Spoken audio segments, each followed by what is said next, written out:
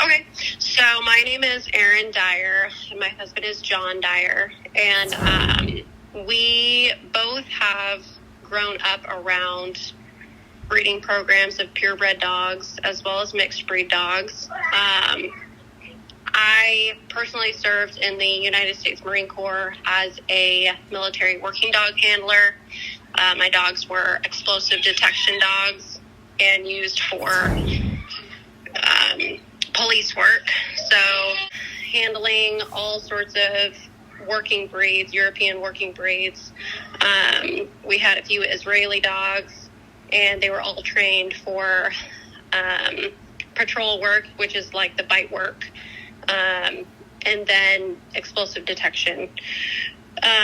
So I got a lot of great exposure to different working breeds, especially the European ones. And the ones from the Middle East were always hands down the best dogs. Just naturally, they carried traits that were just stronger than all the other working breeds. And then once leaving the Marine Corps, we decided to start a ranch, and we were losing animals to predators. We tried different working breeds like the Pyrenees and the Akbash, some Anatolian crosses, and while we liked a few of the characteristic traits, most of them carried unpredictable temperaments.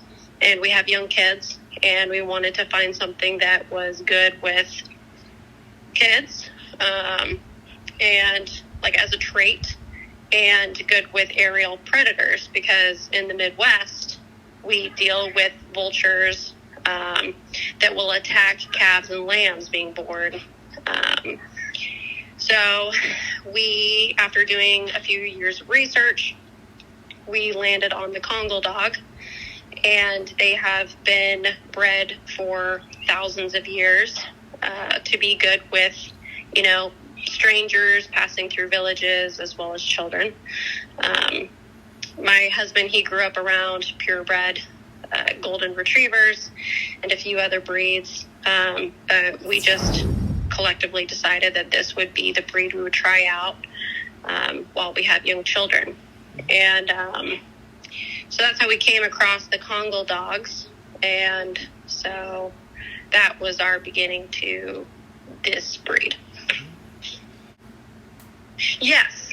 So you'll hear from most Kangal breeders that they're known as the Turkish Kangal dog. But historians have actually linked them prior to arriving for the first time in Turkey to like areas of Iran, Afghanistan, and Egypt.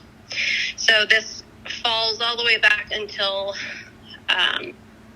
where they have found traces of the Kangal dog originating in those areas during the biblical times several thousand years ago. So another aspect of this breed that I really am passionate about is the history and the fact that Jesus Christ and his disciples likely came across this dog, the Kangal dogs. So we just have a deep respect and desire to preserve this very rare breed that our Lord and Savior may have came across, especially his disciples while doing work in ancient Persia. The other part of this dog is its history and its nickname being known as the lion dog. A lot of breeders will tell you it's because they look like lions and they roar like lions, which is true. But historians have also linked it to the ancient Persians gifting a Kangal dog to Julius Caesar when he was an emperor in Rome. And he put it in the Colosseum to fight a lion. And the dog won the fight against the lion. It later succumbed to its injuries and did die, but he did kill the lion. So that is the actual original historical source of their nickname, being known as the lion dogs. So they have very unique characteristics for being warrior dogs for thousands of years. So that's the general history of them. once they were brought to Turkey from the more western parts of the Middle East, they were used as protection for families and villages. And over time, they have been bred to protect sheep. So shepherds used to have to fight off predators with a staff. And then they started learning that dogs could be beneficial for helping them protect their livestock, because for many families, that was their livelihood, was livestock production. So since then, in the very small village of Kangal, they have been preserved to do specifically that. Over time, in modern times, they have been mixed with other breeds in the region of Anatolia, and that's where we get the Anatolian Shepherd from. And they have less reliable temperaments. The Anatolian Shepherd obviously is used mostly for livestock guardian dog duties, but we have stayed away from the Anatolian because of our experience with their inconsistent temperament, where they have been known for turning on their owners, not being safe with children, and not being consistent with how they protect livestock, whether they have a high prey drive and attack them, or they have a high maternal instinct and protects them. So with the Kangal dog, they are now being very closely maintained, the rarity of their genetics by the Kangal Dog Club of America and specific breeders within the United States. But unfortunately, now that the research has been published that they have the strongest bite of any recorded breed in history at 700 PSI, pounds per square inch, they're now being highly sought after by dog fighters. And it would be completely unfair to put a Kangal dog in a ring with, say, the popular pit bull, because the pit bull actually has one of the weakest bites pound per square inch. So currently, those who are protecting the breed are utilizing them for the livestock guardianship and property guardianship. That is what they have been bred for, and that is our intention to preserve them for. What is the difference between a Kangal and an Anatolian? So the Kangal is a specific line of genetics of Kangal dogs that have been preserved in the village of Kangal, Turkey. And the Anatolian is a mix of other breeds that have been roaming the area within the Anatolian region of Turkey. So you'll see in AKC, they recognize the Anatolian Shepherd, and you'll see all different kinds of color conformations, patterns, temperaments, sizes, where the Kangal dog, it's very consistent with its coloring. You'll see fawn, tan, steel gray colors, and they have a black mask. They don't have Dutch markings around their neck or their noses. People do market Kangal dogs with these markings, and that would show that they are Anatolian mixed and not purebred. Mm-hmm. So you'll see physical traits that are different from the Anatolians. They tend to have a thicker coat than the Anatolians, but not as long. And they just always have a very consistent look of them. So the Anatolian is not recognized by the UKC as a Kangal dog. They allow Kangal dogs to be registered as their own breed, where the AKC does not. So there's a lot of politics revolving around the breeds. But the UKC obviously more so follows the European FCI guidelines for breed recognition. So you'll see sometimes Kangals being registered as Anatolian Shepherds with the AKC, but an Anatolian Shepherd will never be registered as a Kangal dog in the UKC. That's just different lines, and the Kangal dog has been heavily protected as a specific line from a specific town in Turkey. our Kangal dogs tend to be higher energy, like the Anatolians. They do like to roam fence lines and then go back and check their flocks. Where the Akbash, they have high maternal drives, and in the Akbashes we've had, in our experience, they tend to stick around the flock rather than roam fence lines. When there are predators that pressure your flock or your livestock, you tend to have Kangals, the females versus the males, display different natural behaviors. So where the females tend to, like lions, pursue the predators or the pressure, the males will flank the flock and guard them directly. We have not witnessed this with the other breeds. I've not read of this behavior specifically based on sex in other dog breeds, but we have experienced it with our own dogs, and other breeders will tell you the same if they're in a high predator load environment. So there's that behavior that is unique to the Kangal dog. They're very cognizant of aerial predators, where some breeds are not. We had Pyrenees, and we just, in our experience, they were very lazy. But I think they prefer cooler weather, and in the Midwest, we have very hot summers. So I am not surprised that they just didn't really pay attention to much.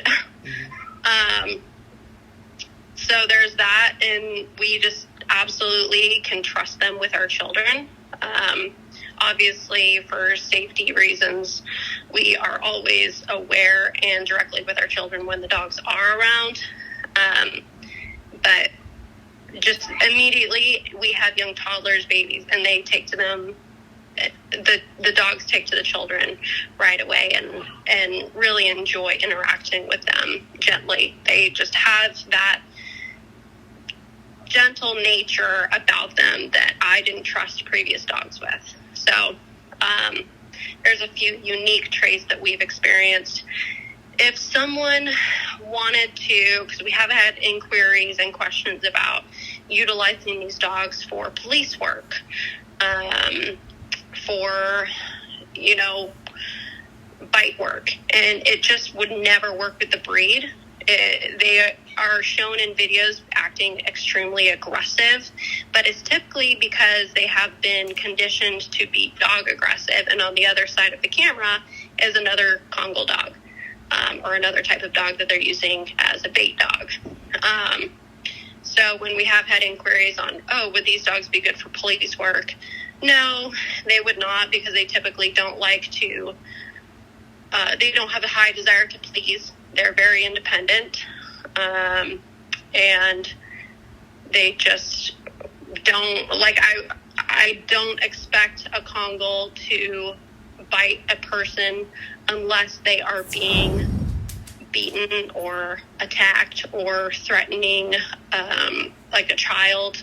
Other than that, I don't think that they would be a good breed for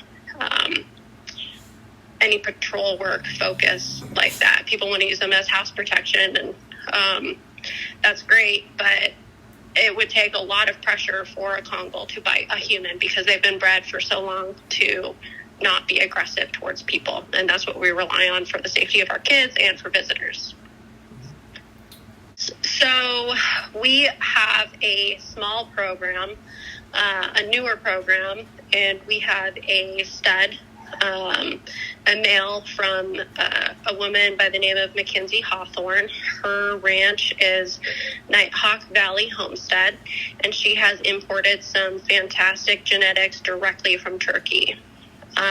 You can no longer import directly from Turkey because the dog registration programs have discovered that more and more exported Kangal dogs are in fact not purebred, and they're becoming a big issue with scams and stuff like that. So we were able to obtain a fantastic male from her program while she was able to still import some genetics directly from Turkey. She went there herself, and then we have a couple females that we imported directly from France. Their sire and dam come from lines in Belgium, and then prior to that, Turkey. And what we looked for was the temperament of the parents. We asked a lot of questions. What are the temperaments? What are they actively doing in their daily lifestyle? Are they currently or proven working dogs, protecting livestock? Are they being shown for confirmation? What registries are they with? And then, you ask for a million videos and pictures to see movement, color, confirmation to ensure that the dogs match the breed standard, which was originally set by the Turkish Kangal registry. So beyond that, we look at bone density, depth of chest. People want big dogs for protection, but you also have to ensure that while you want big dogs to potentially fend off from multiple predators, large predators, they also have to be athletic. So we look for dogs that are athletic in build, but they also have the heavier bone, so they have weight in order to be able to face really any type of predator and have an advantage. So being a strong, big dog that can also run fast. So that's technically the foundation of what we look for. And then look at the multiple generations of where they originated from, and the likelihood of them being possibly mixed breed versus purebred. And you have to weigh the risk of that and how to determine if they are, in fact, directly from, the Kangal region of Turkey, or if they have an unreliable pedigree.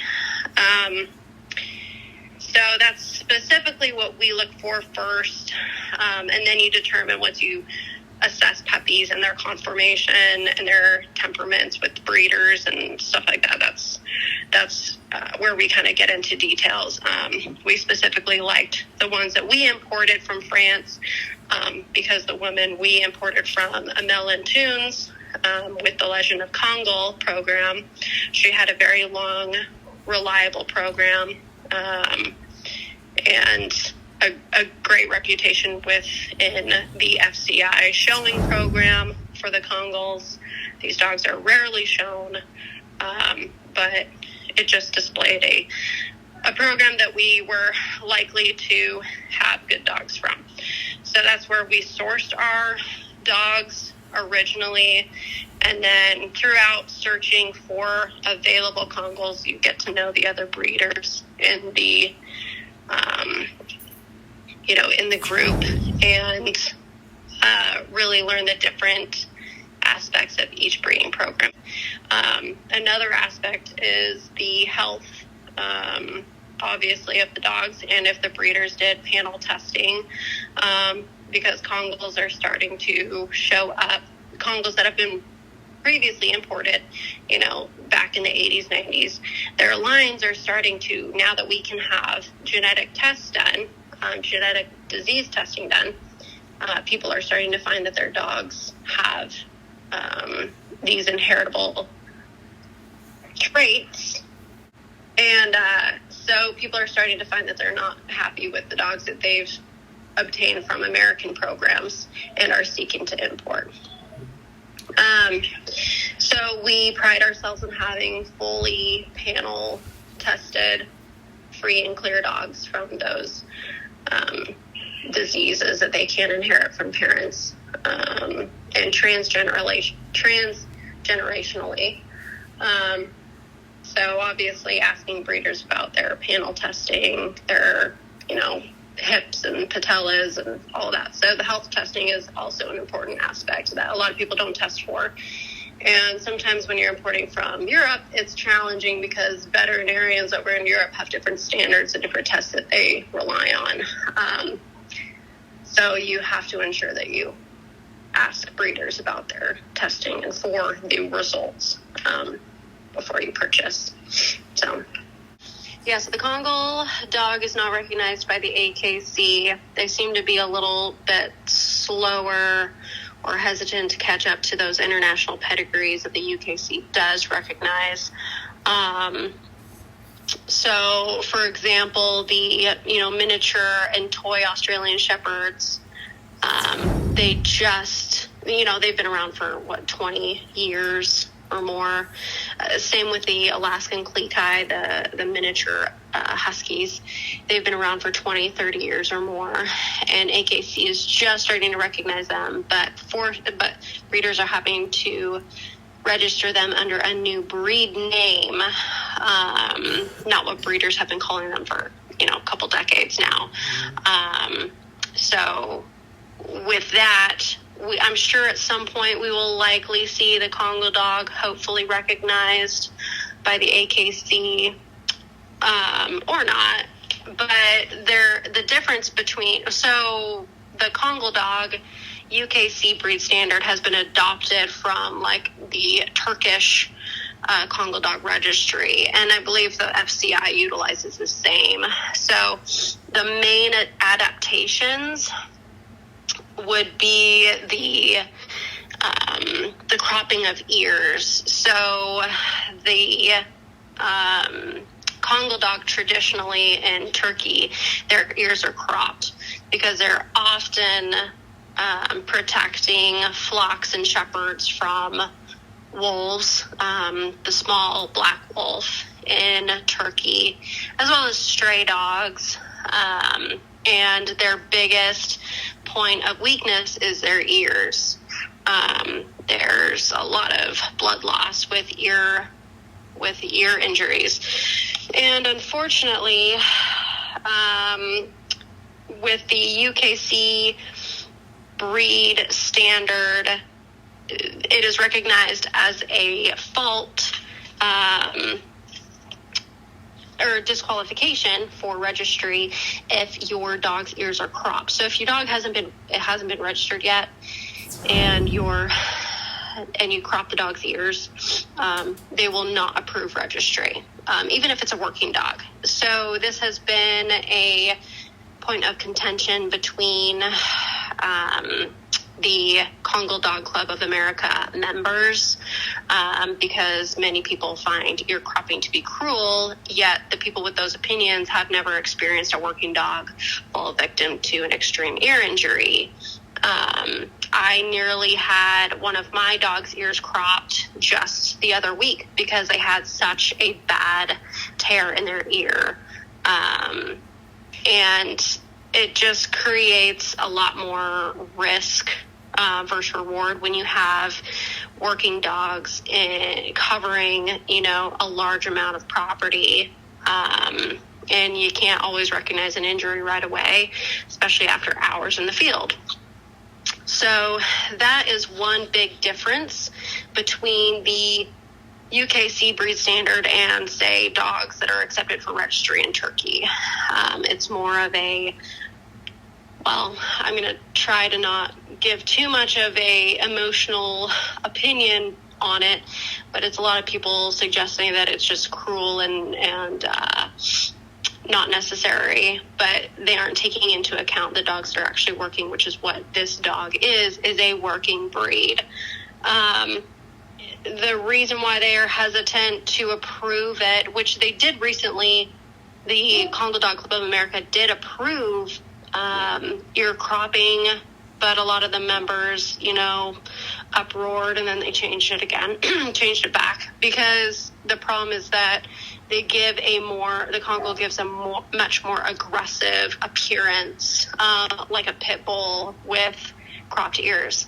And since this breed is now being highly sought after by dog fighters, a dog with cropped ears just tends to attract more attention from people who are interested in that hobby. But I think those who are selling the dogs, you can only control so much, and we should all be adults and be able to make our own decisions based on what is best for our dogs. I believe right now they advise against cropping ears, but if you have a medical reason approved by your veterinarian, you can have your dog's ears cropped without your dog's registry being revoked. So there is a positive change there. There are mostly no difference between the UKC breed standard and the FCI and Turkish breed standard other than that. The problem that I have recognized with the breeders in America who sit on the board of the the Kangal Dog Club of America, who is the gateway to people registering imported dogs to UKC. It's basically a board put together or that has come together, and they have become the registry that you have to go through in order to apply for UKC registration with a foreign or international pedigree. It's like if you import a dog.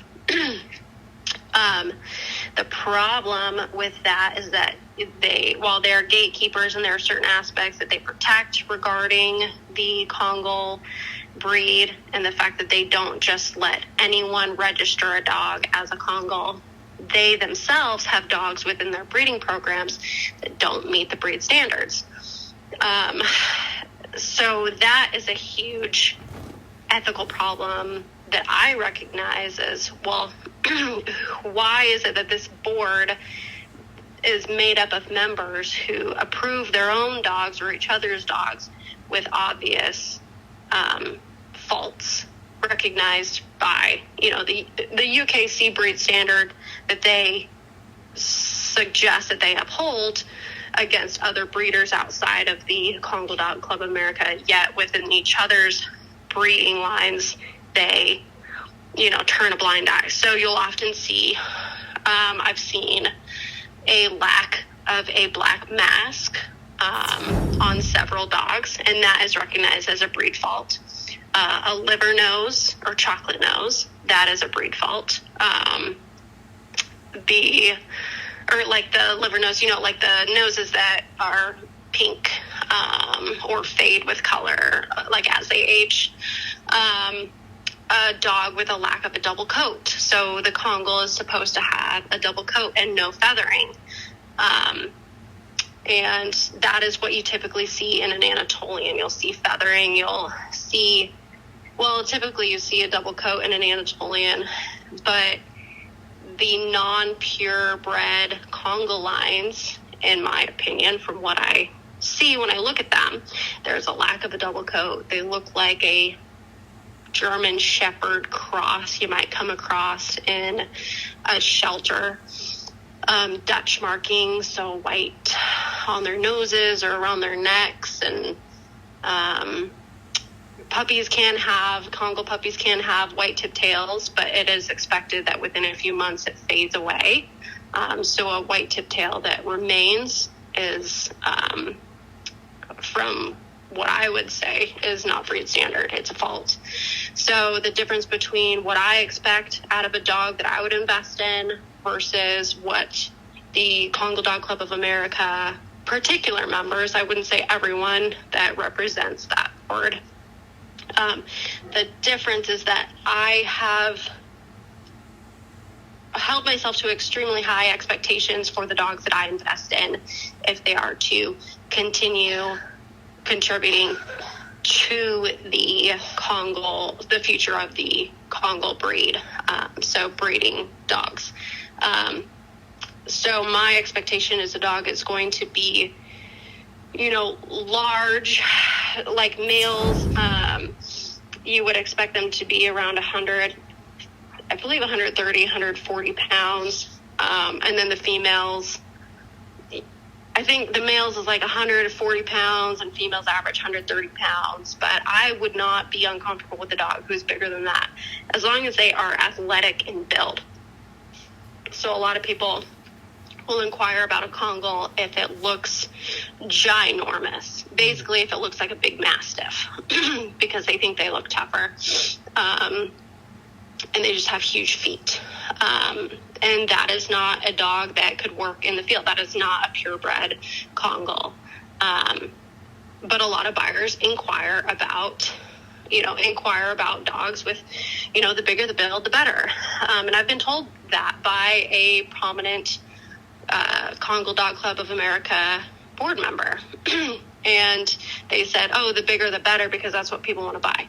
Well, I'm going to take a different philosophical approach and preserve exactly what this dog is meant to do, which is work.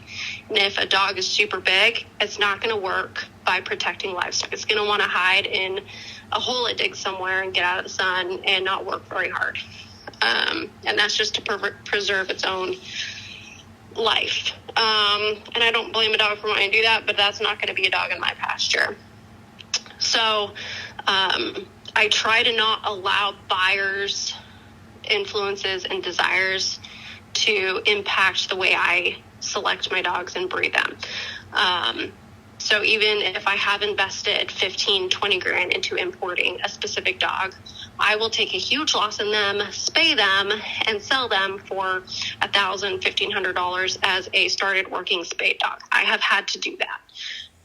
But that's just because if you are contributing to the preservation of a rare working dog, you have to be willing to take a loss like that.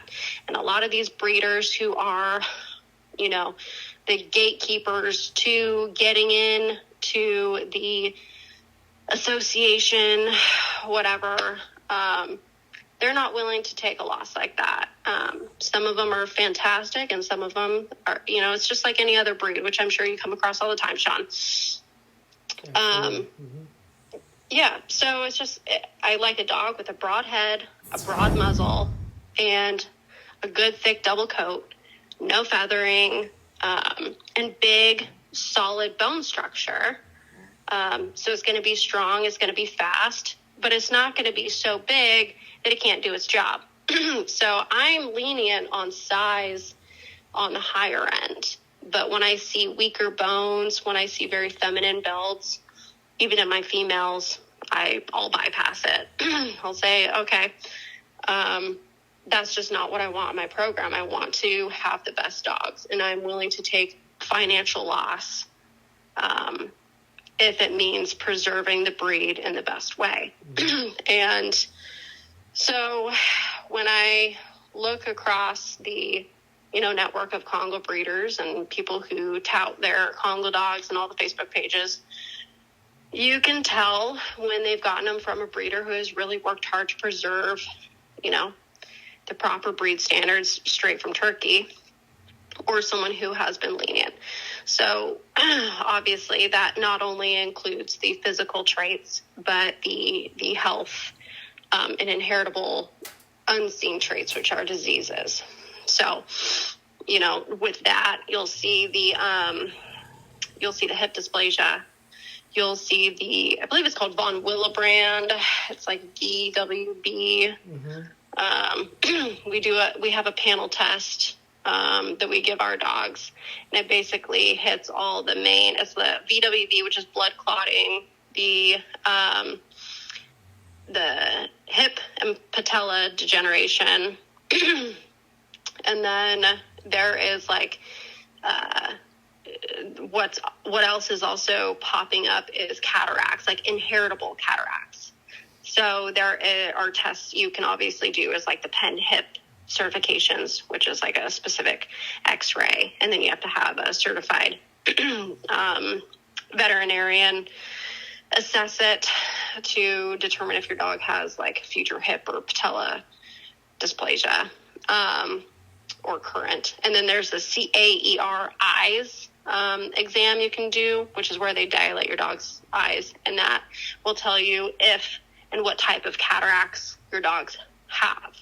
But what's important to remember is that your dog may show signs of cataracts, but there are different types of cataracts. There is the inheritable cataracts, and then there is cataracts that is caused by injury. And when you're working with when you're working with any working dog, that is highly likely to happen, is an eye injury, especially a livestock guardian dog who's going to be fighting predators that are going to go after these dogs' faces. So what these predators do is typically try to go for their eyes, their ears, their mouths, because that's what's on them when the dog attacks them. So you have to be sure to clarify one with the veterinarian and or yourself, if you have to dive deeper into the research than what they may be willing to do, is determining, is it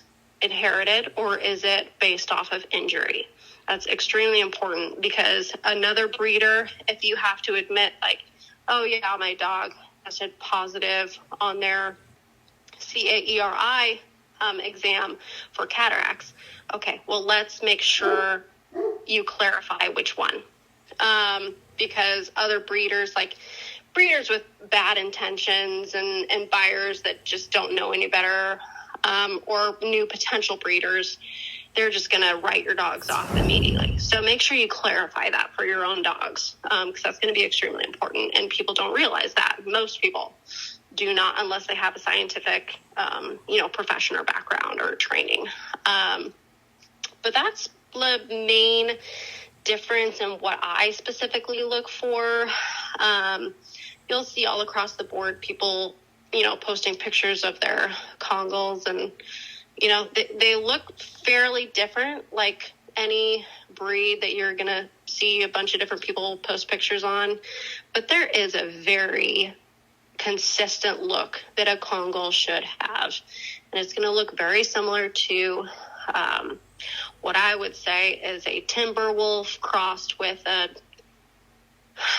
Czechoslovakian shepherd, like a big, stocky, athletic, wolfy looking shepherd. And anything that looks weak or mixed breed, big lip, like loose lips, loose eyes, or too heavy, I don't like it, and I won't touch it. So that might sound a little arrogant, but when you're dealing with a rare breed, you have to be extremely particular if you're going to want to truly preserve what you have in your hands. Being in the military as a working dog handler, we saw a lot of inconsistencies. Well, consistencies within breeds, but inconsistencies between the capabilities of the different breeds. Mm-hmm. So I will say it definitely helped me recognize right away a dog that's capable of working versus a dog that's just complying. The worst dogs overall, the worst working breed that we had in the Marines was the German Shepherd.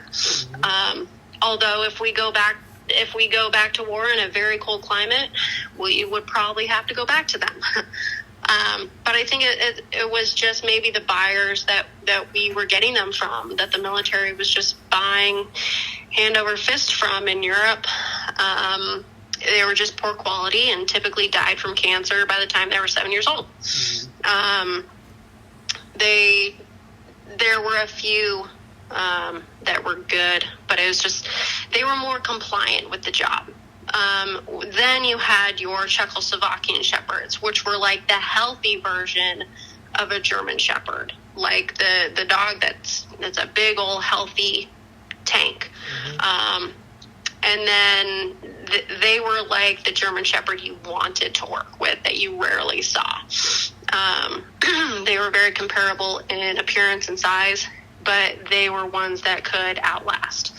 Then you had the Dutch Shepherds, and they were just monsters. They were little monsters. If I was to do a protection dog breeding program, I would go for Dutch Shepherds.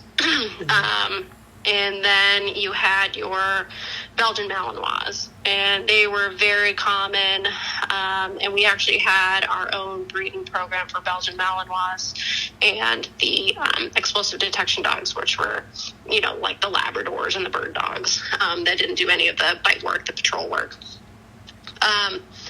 So overall, each of the breeds that we utilized, because we tended to stick with the same lines, they were very consistent and willing to work. But the German Shepherds, you could instantly tell with that specific breed if a dog was good or he was just surviving.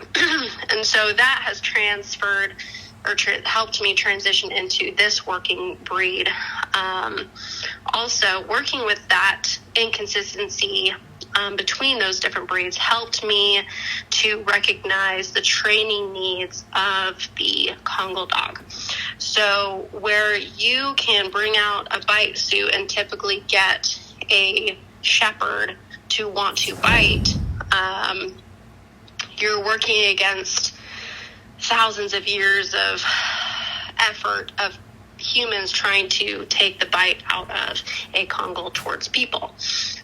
This breed is extremely stubborn. They don't want to comply with anything really that you command them, because they've been bred for so long to just work on their own.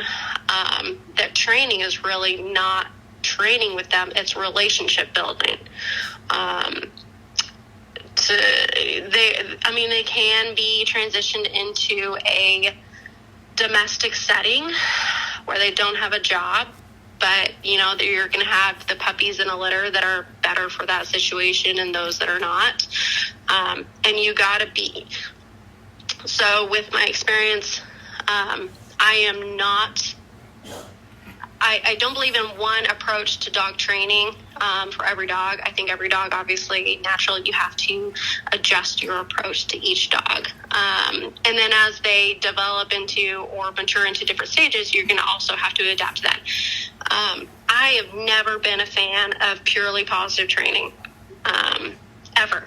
But what I have discovered is with the Kangal dog, it is actually very beneficial to do a mostly purely positive approach to training, because they will shut down and be stubborn. And when you have a 150-pound dog at the end of a leash that doesn't want to work for you, just because you tell it what to do, you're not going to get anywhere. So literally with this breed, it's just trying to get the dog to work with you. So I attended the Department of Defense Kennel Masters and Supervisors course down at Lackland Air Force Base. I think that was like 2012.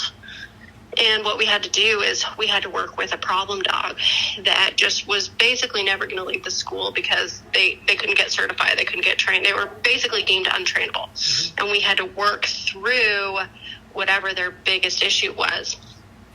And it tended to be dogs that really needed relationship building. And unfortunately, in the military, you don't get a whole lot of opportunity to build a relationship with a dog before you go down range with them, or before you have to do a very dangerous job with that dog, like, looking for IEDs. So you'll learn to build rapport quickly and pray. And then with these dogs, with the Kangal dogs, it's a lot of the same. It's kind of like working with a problem dog. The military would look at these dogs and be like, you can't train them. They're problem dogs.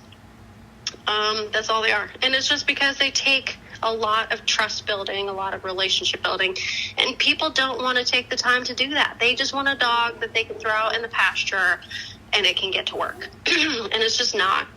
If you really want it to, especially if you get it as a puppy and you really want it to do what you want it to do, you got to build a relationship with it. So that has really helped me determine, or actually figure out, how to essentially, quote unquote, train the dog.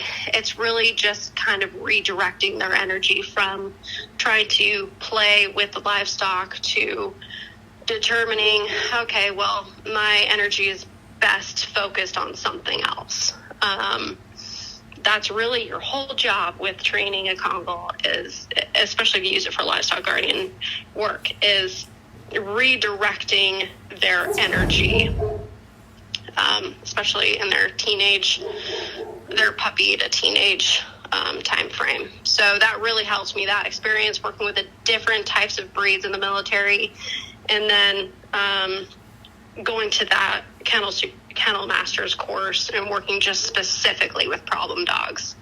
I was not a trainer by any means. We had training, like train the trainer, courses and whatnot, but I was mostly a handler, and I knew how to adapt to what a dog needed, because as a handler, as a good handler, you have to be able to do that.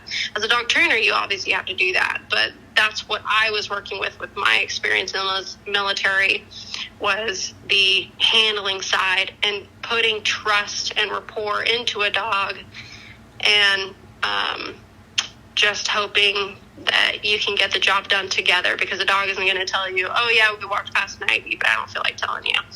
Especially when you're traveling with Secret Service and you're protecting the president and his family, you got to be certain. And so rapport building, relationship building with any dog is going to make the best impact for their training.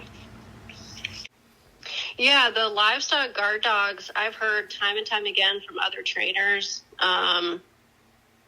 they're the hardest dogs to work with, but it's because they have an independent spirit. That's what's been bred into them for literally thousands of years. Yeah. And they've just learned to genetically, they've been designed to rely on themselves and not listen to anyone. Mm-hmm. And so the shepherds out in like the Turkish hills, and across that whole region, that used to be the ancient Persia Empire, they would just range. They would roam the ranges, and they were just expected. You don't attack people, but you attack anything that's not normal, that's not supposed to be there. And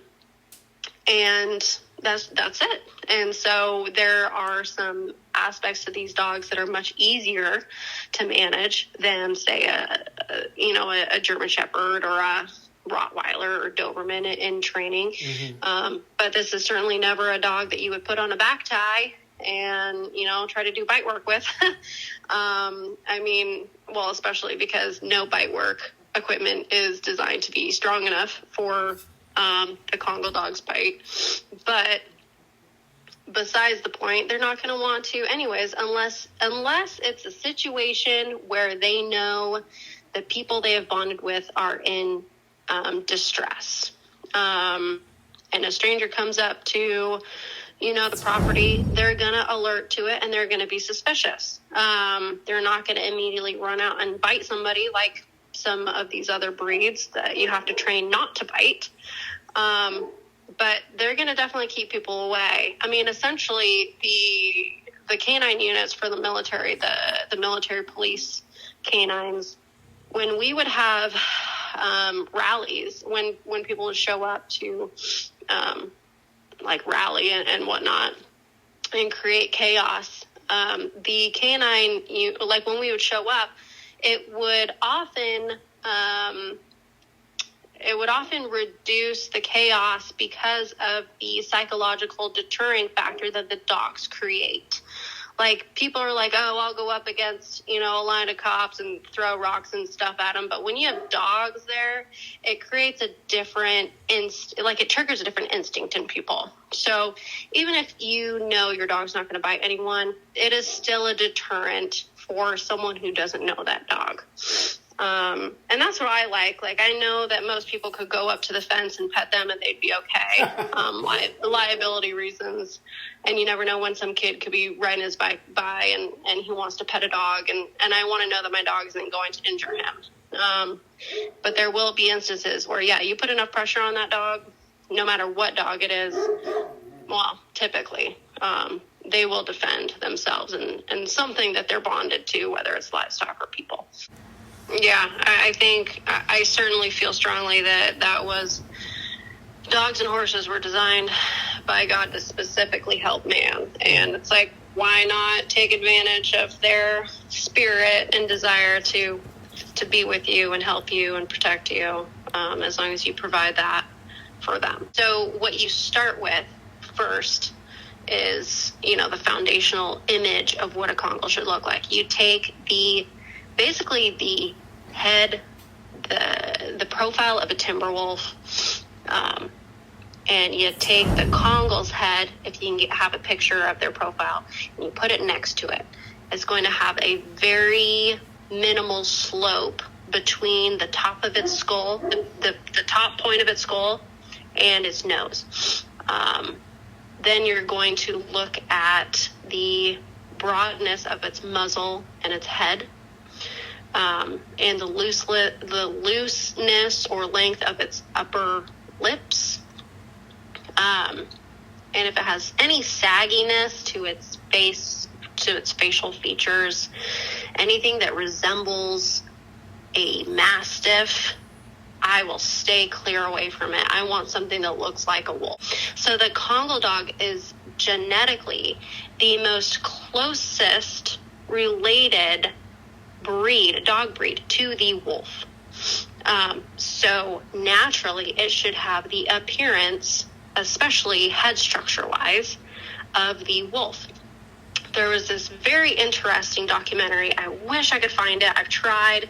I cannot remember the name of it, but this gal raised wolves next to dogs, and she tried to determine, well, can wolves be domesticated? Well, there was a slight different shape in the back of their skull, and it was determined scientifically, behaviorally, that they just can't be domesticated because of the shape of their skull. It affects the shape of their brain. And to me, it's kind of like, well, maybe that's why the Kangal is so dang stubborn, because it really just doesn't have a higher desire to please, like the wolf. Mm-hmm. And you can't really breed that into a purebred Kangal if it truly is the most closely related breed to a wolf. So that's the first thing I look at. If a Kangal's head looks so close to a big fluffy wolf in an Alaskan tundra, like forest, whatever, I will instantly be drawn to that, and I will investigate it closer. Then I'll look at the bone width of like its legs, its front legs, its ankle bones. If its ankle bones are similar in width to its elbow, I will then consider continuing looking at that dog. If it has a full tail curl or a double tail curl. My dogs have a double tail curl. The tighter the curl, the better. I've seen a lot of these Kangals shared on the Facebook groups where their tails don't curl too much, or the breeders will hold their dogs in a stance where they're also holding their dog's tail in a curl. I'm like, let go of the tail. Let's see how it actually sits naturally.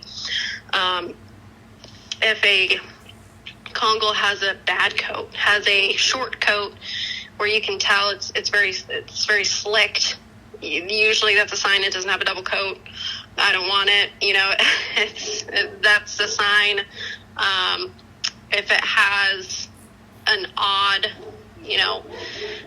coat color, it should be general in appearance, like the whole body should be the same color, maybe some speckling and white paws and socks, and then a darker face.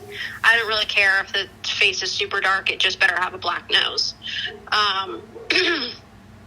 And I mean, it overall should look like a strong, stocky, almost like a hybrid wolf look. It should have teardrop eyebrow markings that are black. I've seen a lot of these breeders with Kangals, that they just look like a Mastiff, or they look like a Great Dane almost. Just, it just looks saggy and not athletic and just not healthy. From a Kangal standpoint, maybe from those breed standpoints, it's healthy. But, if you want a working dog, you don't want anything sagging. Those are the biggest things. It's like you look at a Kangal and you instantly think like, whoa, that looks almost like a wolf. That's what I like. Very, very strong, piercing eyes that don't sag. You want basically what you would consider a intelligent face, not something that's saggy like a Mastiff that it is considered in the dog breeding realm as an unintelligent look to a dog. That is specifically what I look for.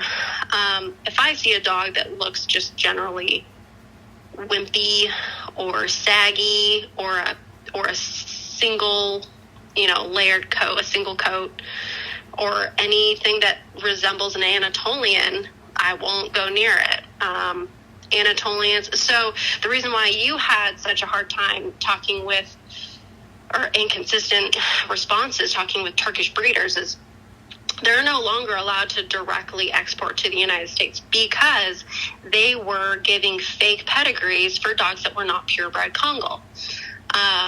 They were essentially Anatolians, which is a mixture of dogs within the region of Anatolia, and not from the specific village of Kangal. And so these dogs are going to have a variety of looks and appearances, and coat structure and bone structure and behavioral differences. The Anatolian is known for having a very inconsistent temperament, where the Kangal is expected to have a very consistent temperament. Like, you shouldn't have too many Kangals that can't do its job, behaviorally. That is a major fault. Where Anatolians, you're going to have a lot more leeway. Let alone the price difference is going to be different. So that's specifically what I look for. I look for a big head that looks like a wolf or almost like a bear appearance, and I start with that. Why do you think the Anatolians are so inconsistent?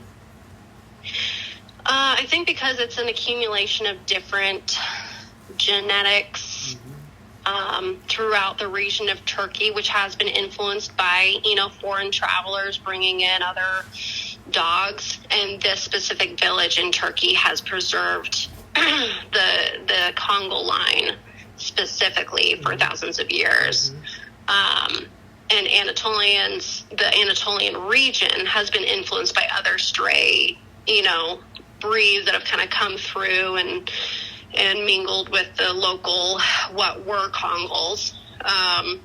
So I would say an Anatolian is, it had its roots with the Kangal bloodlines, but it has been depleted, where the Kangal is like the purebred version of what an Anatolian used to be. So that is from my research. They all come from the ancient Mastiff breed out of ancient Greece, but the Kangal is like the historic start to the Anatolian. I really loved my Akbash. She was fantastic with. She had a really strong maternal instinct, so she was great with like kids and lambs. Never touched them. Easy to train not to touch them, not to use them as chew toys. I really liked that aspect about them, which I almost gave up on the Kangal at one point and transitioned back to the Akbash, because I don't want a vet bill caused by a dog that I own, So, or a livestock vet bill. I don't know, and I haven't really studied the history. I know that they're bred alongside the Kangal a lot. I really like the dog. You can definitely tell the difference between old American Akbash lines and the actual traditional Kangal lines. It's the same concept. Their head shapes are very different. The American Akbash tend to resemble, in my opinion, like a golden retriever. Like a long-coated golden retriever or a Pyrenees or something like that. And if I was to get back into Akbash, I'd be looking at importing again, because you can just tell that it's just not a real Akbash. And they might have a good temperament, but you know what? The whole point of preserving a rare breed is to preserve the actual breed, not your own lines. And there's some pride that you have to kind of keep in check with ways of approaching that. And then you can build your pride later once you know that you've actually done a good job. But I, from what I've known and researched briefly and have owned in the past, I do really like the Akbash. I would assume you own an Anatolian. Am I right? I own an Anatolian, Akbash, and Kangal. Okay. So you own all three, or that's a mix of the three? A mix of three. Oh, got it. Okay. So I would not buy an Anatolian ever. I would buy an Akbash. and naturally the Kangal. So I think the reason why people focus on purebred versus mixed breed is just because you get a more consistent result. That is really the only reason. I mean, I'm working to preserve a very special breed, in my opinion. Everyone's dog is special, but it's just the consistency and being able to sell consistency. And I want consistency in my pastures. If I have a dog that has a crappy temperament, I'm going to get rid of it, and I have. I've never owned a crappy Kangal. I've owned a Pyrenees that didn't feel like doing her job, and I sent her down the road. She went to be someone's, pasture friend with a bunch of chickens, which is perfect for her. I still ensure that they went to a better setting for them specifically in that family, because the last thing I ever want is a text or a message or a phone call saying, this dog isn't working for me. What did you do? That's the last thing I ever want to deal with. Never want to. I have my reasons for never using a Pyrenees. I think there's a few good ones, but overall they're pretty lazy. But that's just my experience. I might have had a bad line. And then the Akbash, she was great, but since I'm focusing on the Kangal breeding program, I didn't really need her anymore. And she went to help, she was a rock solid trained dog, and she went to help somebody else's farm out. So there's ethical approaches to, a program, whether it's purebred dogs or not. And there's positive and negatives to both.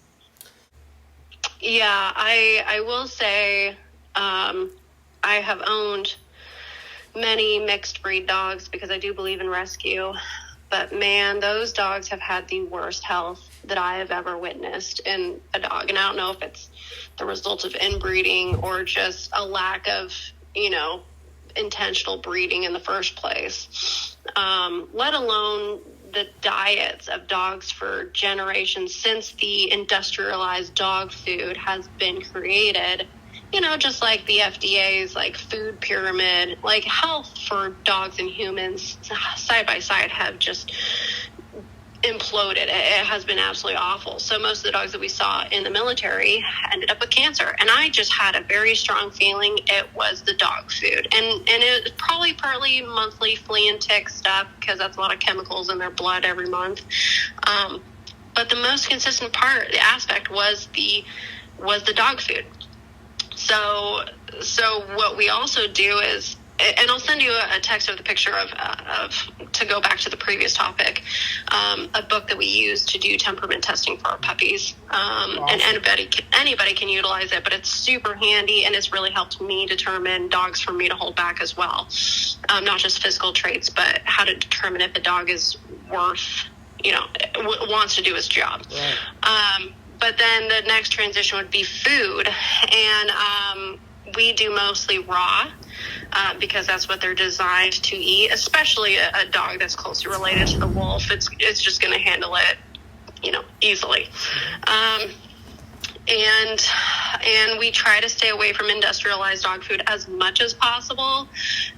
We don't yet fully 100% support their diet raw currently, but we're working towards it by raising our own meat. And if you don't have the capabilities of raising beef like a whole cow to feed your dogs for the next year, get a hunting license and go pick up a hobby of hunting legally, and take the good cuts for yourself and use absolutely every ounce of what's left for your dogs. And that's going to help help cover your feed costs. And it's just going to be overall so much better for your dogs. They're going to live longer. They're not going to have the tooth decay that you see them have. Like, my husband's a dentist, and he said the biggest contribution to tooth decay is sugar and carbohydrates. Carbohydrates is processed by the body as sugar, and this dog food is mostly carbohydrates and sugars,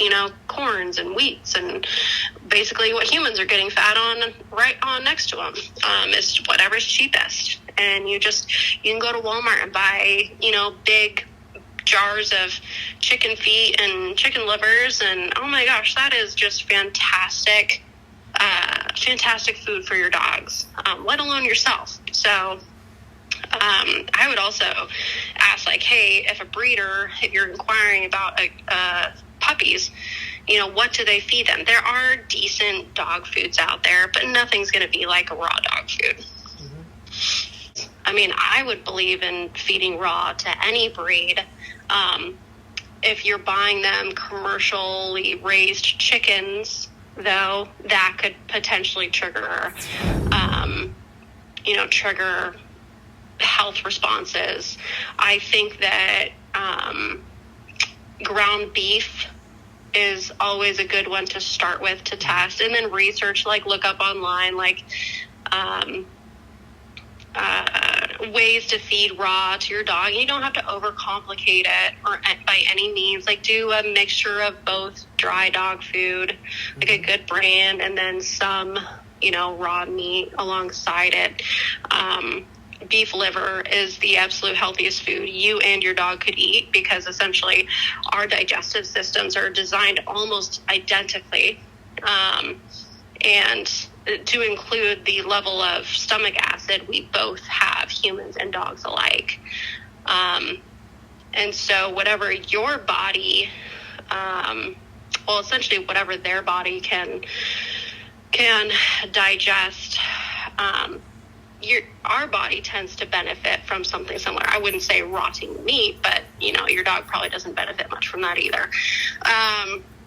So you have to use a methodical approach to how you're going to feed it, and do some research and whatnot. But there is a unlimited amount of heart and beef liver that is put into actually commercialized ground beef. So essentially you could be getting way more nutrients out of that ground beef that you get at the grocery store than you ever thought originally. I like to go to a butcher shop and order a full beef liver, cut it up, throw it in the freezer or dehydrator or whatever, and feed it to the dog on a weekly basis. Same with seafood. Whenever there's a sale, you can find a local butcher that is willing to sell you their scraps for real cheap. And that's another way of supplementing your dog food bill. There's going to be vets who are going to try to scare you away from feeding raw, and then there's going to be vets who are going to suggest that's the best thing for them, especially because we're seeing so many health issues, in the dogs. And, just do your research and do what feels right for your program. If a dog gets sick from one thing, try to work with your vet and figure something else out. But I will never stop feeding raw just because of the research that I've done, especially after taking college statistics courses, and it teaches you how to really read through research papers. I'm not telling everybody that they have to go take a college statistics class, but I will be very firm in supporting the approach of feeding raw dog food or raw meat to dogs based on the research that I have conducted. And anyone who tries to shy me away from it, you'll never change my mind, because of the results of health based on a dog, comparing a dog who has eaten dry dog food its whole life versus, a diet that's been influenced by raw feeding. That is a really good question. I cannot say what dogs are the best, but I have seen really good ones come from, I believe, Norway, a specific breeder in Norway. There's a gal in France who I imported from. I like some of her dogs a lot, and there's some of her dogs that I wouldn't really buy a puppy from, one of their litters. You have to be really discerning and not emotional and desperate. A lot of the breeders in America, I think, have become desperate to bring in new genetics, whether they're good or not. I'd say there's a couple breeders in the States that do have good lines, but there's two. I would say there's two that I know of. And I have acquired my stud from one of them, and I haven't looked closely enough at the other gals to purchase from her yet, but she's where I will go next. One is on the West Coast, one is on the East Coast. But we'll see how things develop over the next couple of years. But that is likely where I'll buy my next male. And then my females are the imports from the Gal in France. And everything else seems to kind of share the same genetics and health issues that are starting to slowly pop up now that people can do at-home genetic health tests, which is fantastic for the consumer.